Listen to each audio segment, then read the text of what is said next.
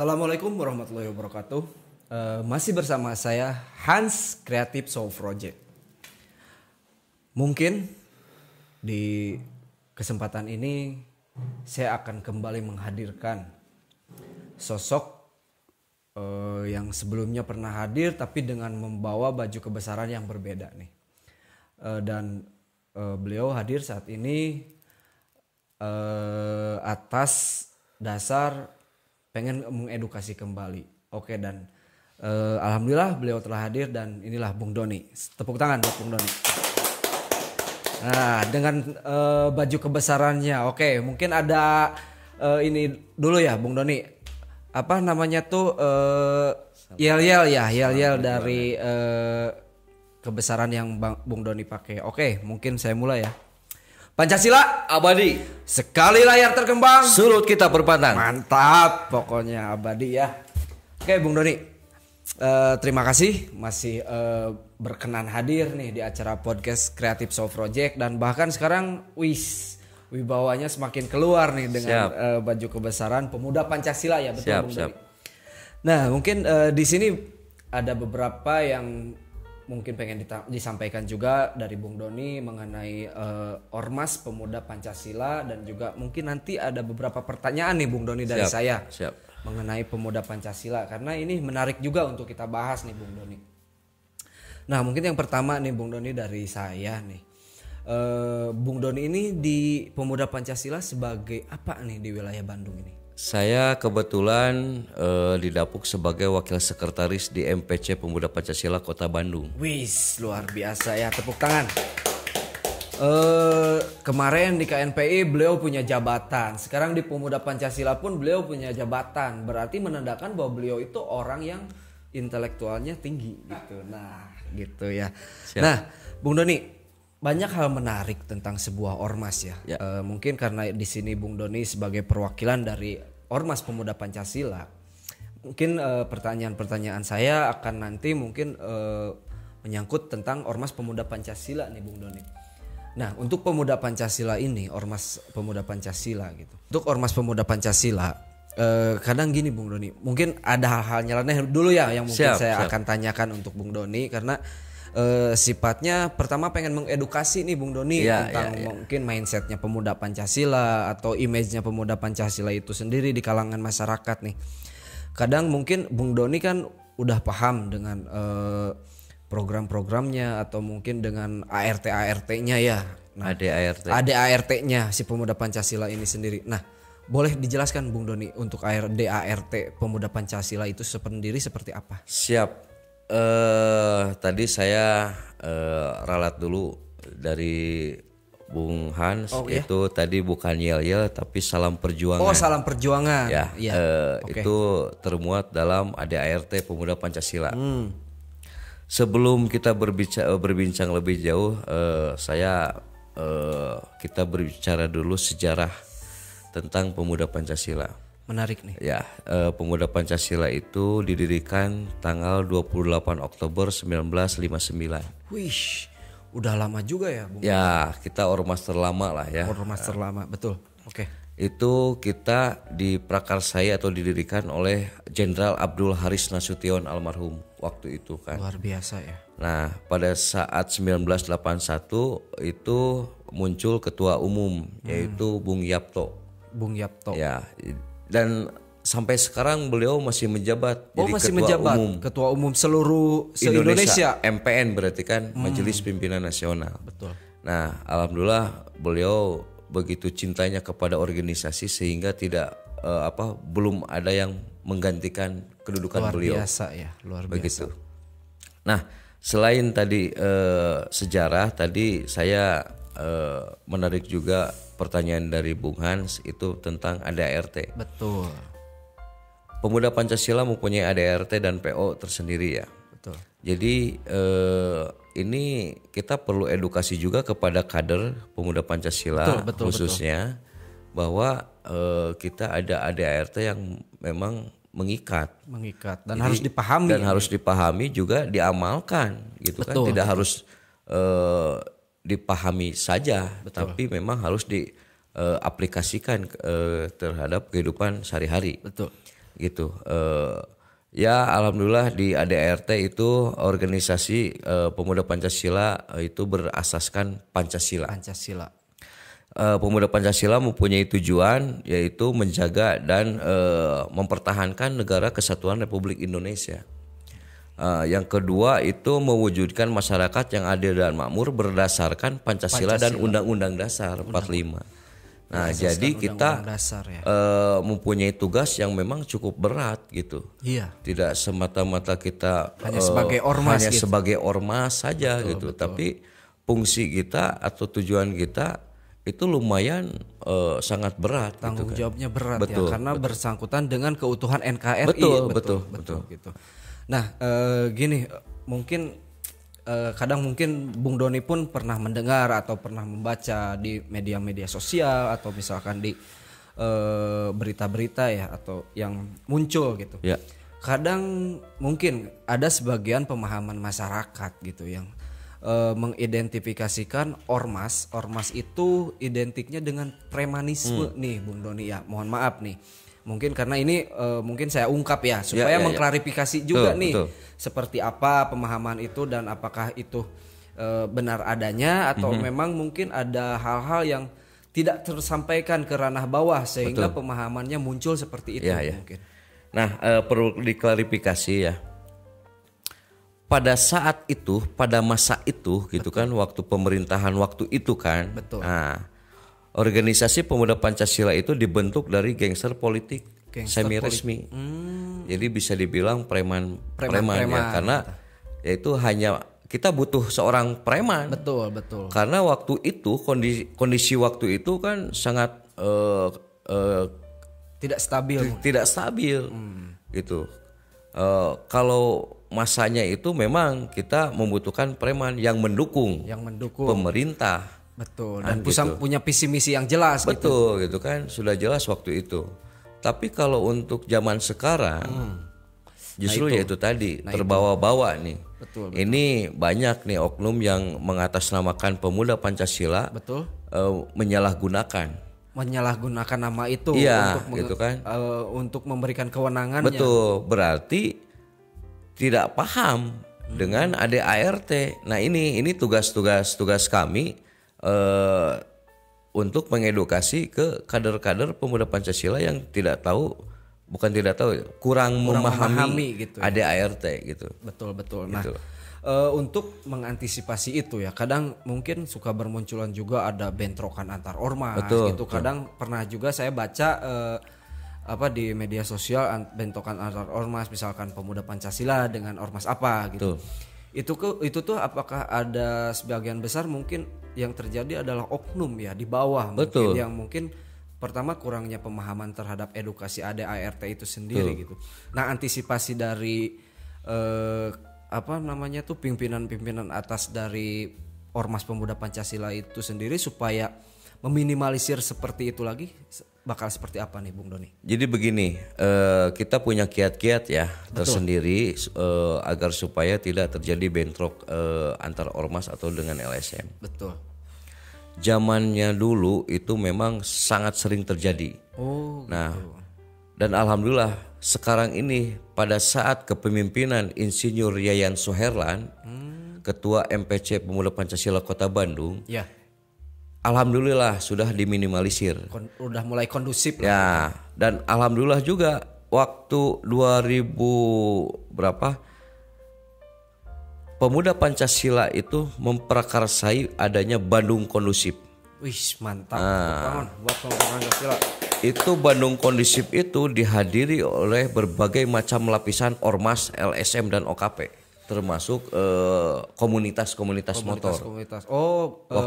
Komunitas motor juga hadir gitu. Itu kita diselenggarakan di TMP Pahlawan, Taman Makam Pahlawan yang Cikutra. Cikutra betul. Nah, itu alhamdulillah PP yang memprakarsai Bandung Kondusif. Nah, semenjak adanya event tersebut, acara tersebut, alhamdulillah itu sudah bisa diminimalisir. Itu yang pertama. Betul. Yang kedua, kiatnya kami konsolidasi dengan para pimpinan ormas, OKP atau LSM. Betul. Nah, kita bikin sebuah riungan khusus lah gitu ya. Kita undang, kita koordinasi, kita dokumentasikan, kita sebar, berarti sudah melihat nih kader bahwa ormas ini dengan ormas ini sudah clear kan gitu. Sudah tidak ada ini lagi lah gitu. Itu lumayan bagus itu kiatnya gitu kan. Nah, termasuk satu lagi kita berusaha menggelar acara atau event berkolaborasi juga. Jadi ini ada 3 indikator yang memang bisa menjadikan ormas OKP LSM kondusif. Betul. Yang pertama kan tadi konsolidasi. Betul. Yang kedua kolaborasi, yang ketiga komunikasi. Komunikasi antar semua elemen betul, itu ormas. Betul. Nah, gitu. Nah, gini Bung Doni.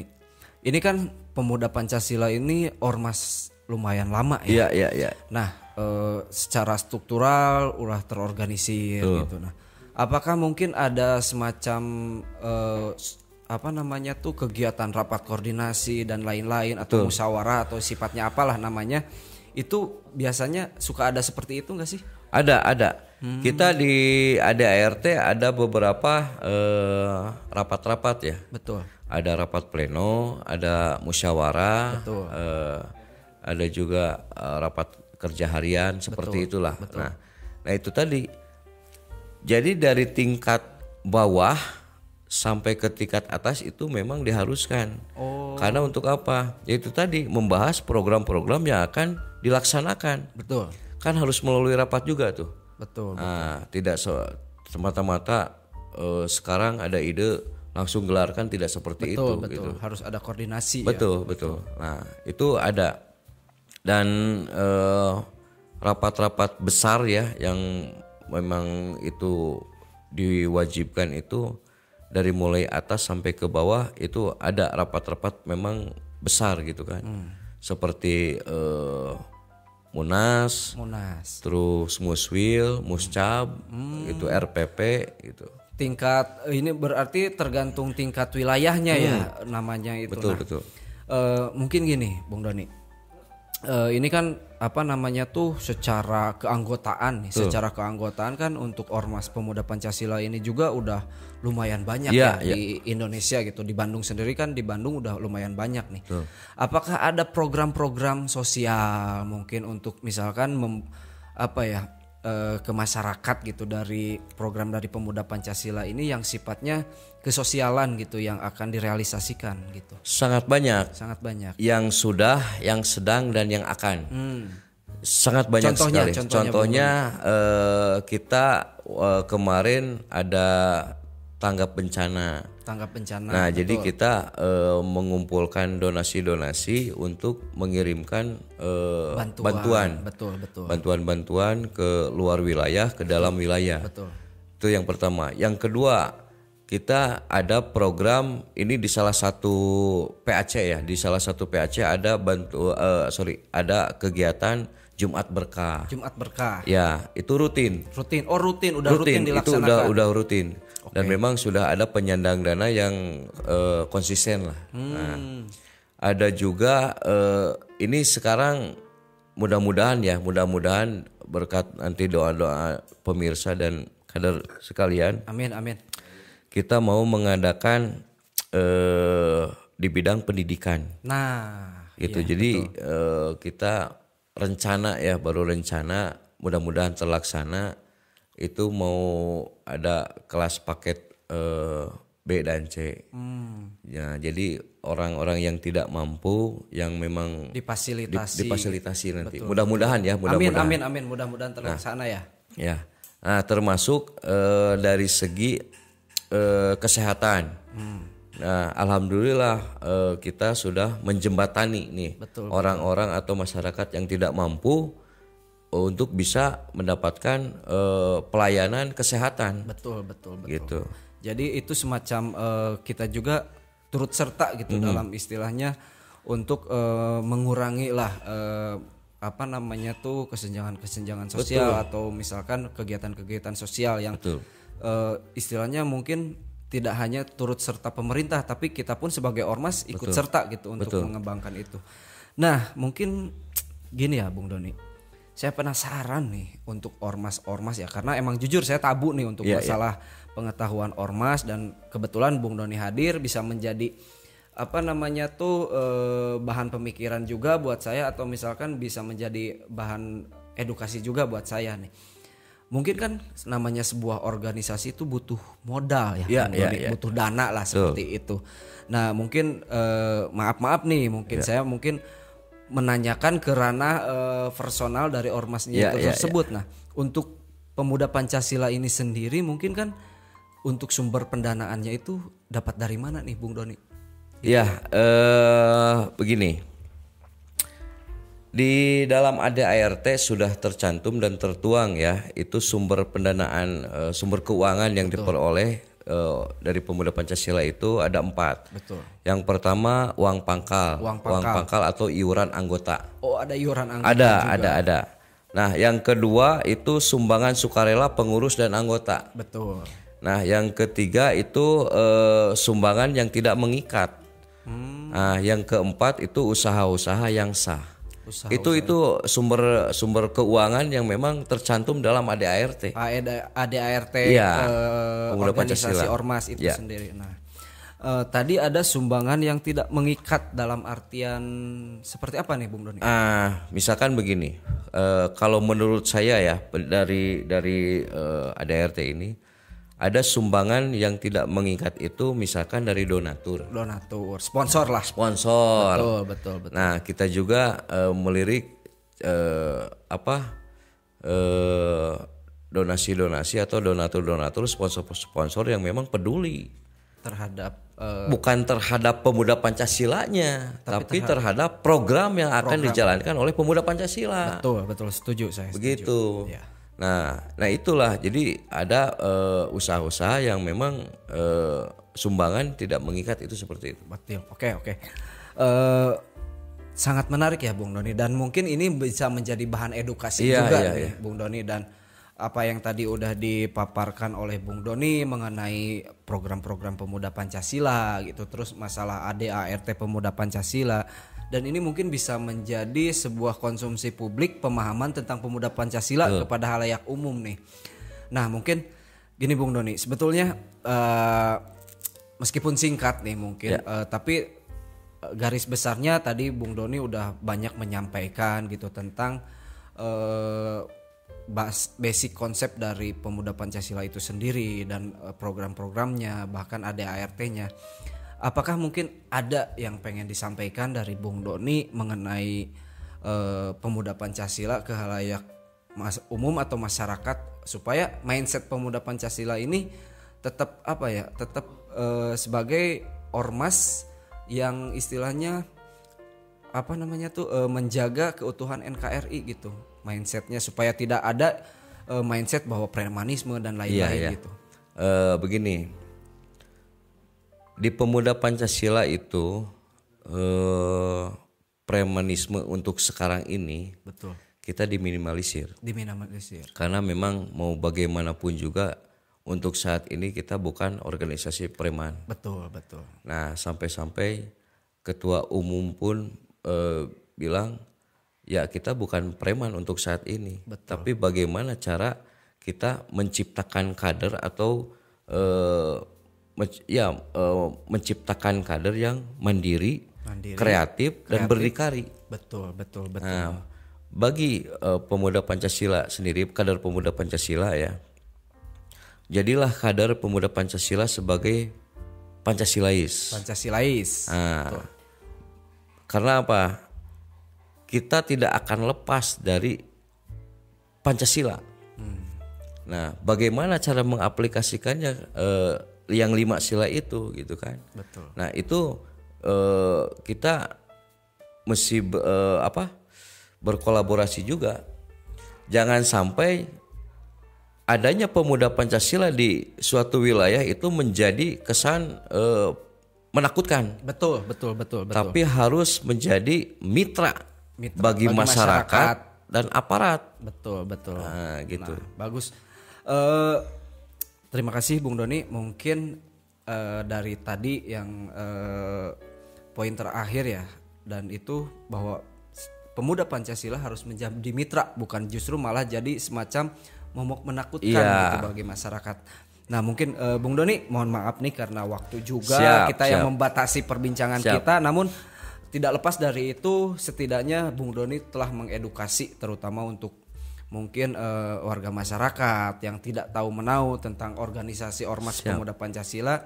Sedikitnya Bung Doni udah memaparkan tentang Pemuda Pancasila ini sendiri. Nah mungkin untuk percakapan ini kita cukupkan sekian dan terima kasih buat Bung Doni sekali lagi nih yang datang ke 4 kalinya ya, 4 kalinya gitu, udah datang ke 4 kalinya di acara podcast Creative Soul Project, dan mudah-mudahan ada hal-hal bermanfaat yang bisa tersampaikan dari Bung Doni itu sendiri dan bisa diterima oleh para penonton, masyarakat, dan mungkin dari saya mengucapkan banyak-banyak terima kasih. Sama-sama kan. Dan mungkin dari Creative Soul Project kita akan terus mencoba untuk memberikan dan mengedukasi atau memberikan informasi-informasi yang tadinya sifatnya dianggap tabu menjadi sebuah informasi yang berguna dan bermanfaat bagi kita sebagai penikmat dan bagi kita sebagai penonton di acara Creative Soul Project.